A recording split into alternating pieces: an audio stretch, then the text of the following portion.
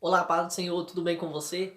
Tô aqui com esse livro maravilhoso, tô aqui com essa camisa maravilhosa, só pra gente poder estudar, pra gente poder falar sobre o livro de Paulo aos Gálatas. A gente vai ler sobre esse incrível livro, espero que você tenha aí um proveito muito bom de todo esse resumo e seja muito abençoado. Livro de Gálatas, no capítulo 1, Paulo ele já mostra, surpreso, com que o povo lá da Galácia está vivendo, né? Com a rapidez que os Gálatas se corromperam, se desviaram. A verdade é que eles trocaram o evangelho verdadeiro de Cristo, a Bíblia, por outros evangelhos que estavam sendo divulgados lá na região, na Galácia. E Paulo ele adverte porque foi de uma maneira muito rápida e eles estavam firmes na fé. E muitas das vezes isso acontece com a gente. Quantas vezes a gente já está fundamentado, enraizado na palavra, depois de tanto tempo, e ventos e brisas de outras regiões começam a querer povoar a nossa mente, pessoas começam a querer mudar nossos pensamentos, e isso começa a tomar conta da gente. E quantos de nós, infelizmente, acabam se desviando, mesmo sabendo que só existe um caminho que leva para a verdade e para a glória de Deus e para a vida eterna, sem sofrimento, sem morte. E no capítulo 2 eu destaco o versículo 20 que diz assim, ó: assim já não sou eu quem vive, mas Cristo é quem vive em mim, né? Ali Paulo estava falando que esse chamado que ele tem, né, missionário, de levar as pessoas a Cristo, e ele diz que não é ele que vive mais. Então ele se abdicou de si mesmo e já convida o Espírito Santo para viver nele e para fazer a obra dele. Quantas vezes você tem feito isso pela manhã? Fala, Espírito Santo, olha, eu vou falar um pouquinho da tua palavra ali, eu vou viver esse dia de hoje e eu não quero mais viver para mim. Então eu renovo essa aliança contigo, vem fazer o que o Senhor quer fazer na minha vida e me usa. Eis-me aqui, envia-me a mim. Bom, e também no mesmo capítulo 2 ele fala também da divergência que ele teve ali com Pedro, né? Teve uma divergência ali, uma pequena discussão, mas Pedro depois ele se reconciliou e entendeu que estava errado. No capítulo 3 os Gálatas acreditam ser salvos pelas obras. E é repreendido nessa carta aqui por Paulo por causa disso, né? Os Gálatas eles acreditam que o que eles fazem lá nas sinagogas, o que eles fazem realmente vão levar eles para o céu. E a gente vê, não, que é só a graça de Deus mediante a fé que a gente vai para o céu. E aí eu destaco o versículo 7 do capítulo 4 que fala que assim vocês já não são mais escravos, vocês são filhos. E já que são filhos, Deus lhes dará tudo o que ele tem para dar a seus filhos. Isso aqui é uma promessa de Deus poderosa, né? E o versículo 8: no passado vocês não conheciam a Deus, e por isso eram escravos de deuses que de fato não são deuses.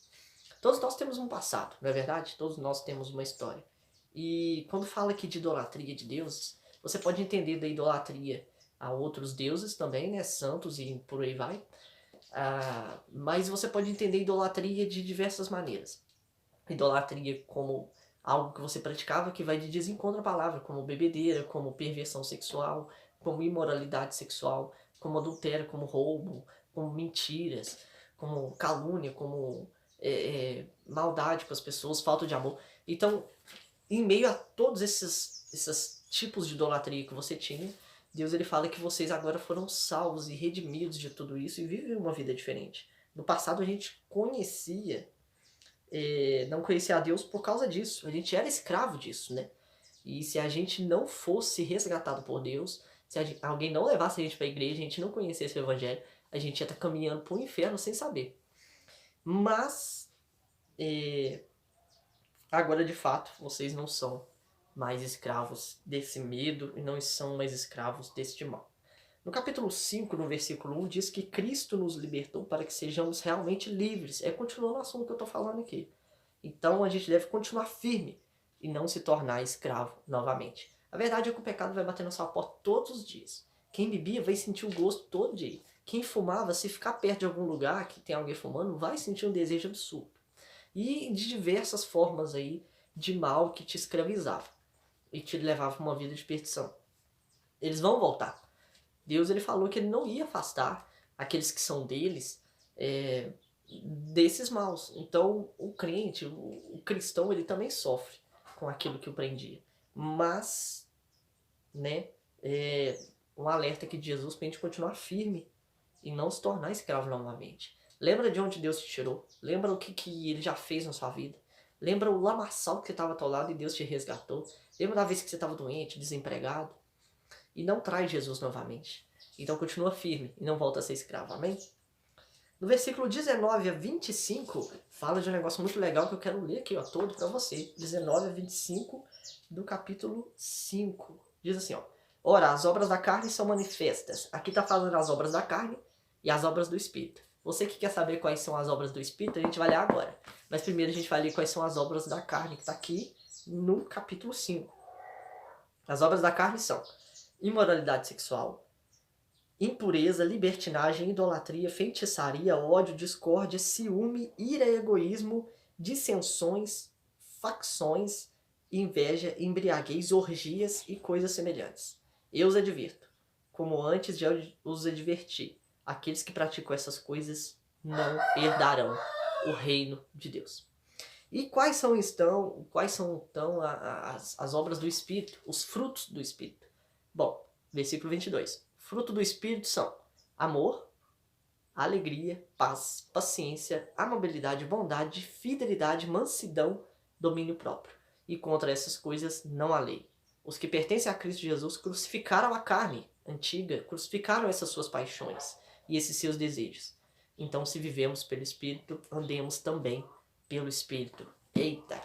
Esses são os dons. Esses são os frutos, aliás, que o Espírito causa em nós.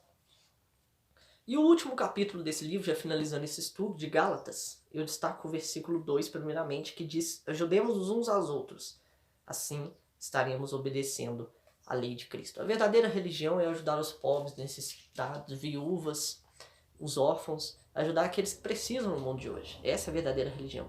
E aqui no versículo 2 do último capítulo de Gálatas fala que a gente deve ajudar uns aos outros, porque assim a gente vai estar fazendo o quê? Obedecendo a lei de Cristo. E o versículo 7 e 8, que fala que ninguém zombra de Deus, que o que plantar a gente vai colher. Então não tem como a gente fugir do castigo de Deus. Deus, ele castiga aqueles que o amam. Então se você fez algo de errado, é lógico que vai vir um castigo de Deus. Mas não tema, peça perdão, que ele vai, é claro, ele não vai te evitar com que esse castigo venha, porque é uma forma de ensino.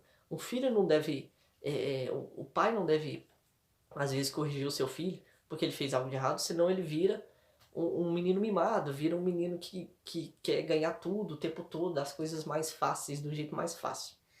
Então ninguém zomba de Deus, mas o que você planta, você colhe. Então escolhamos direito o que a gente quer plantar, se a gente quer plantar o que é certo ou se a gente quer plantar o que é errado. E finalizando esse livro de Gálatas, fala a respeito da gente realmente entender que a gente não deve se desviar, que a gente deve permanecer nos caminhos de Deus, porque só Ele traz vida eterna. E não se confunda, você não é salvo pelas obras, você é salvo pela graça de Deus que um dia veio e pagou o preço pela sua e pela minha vida.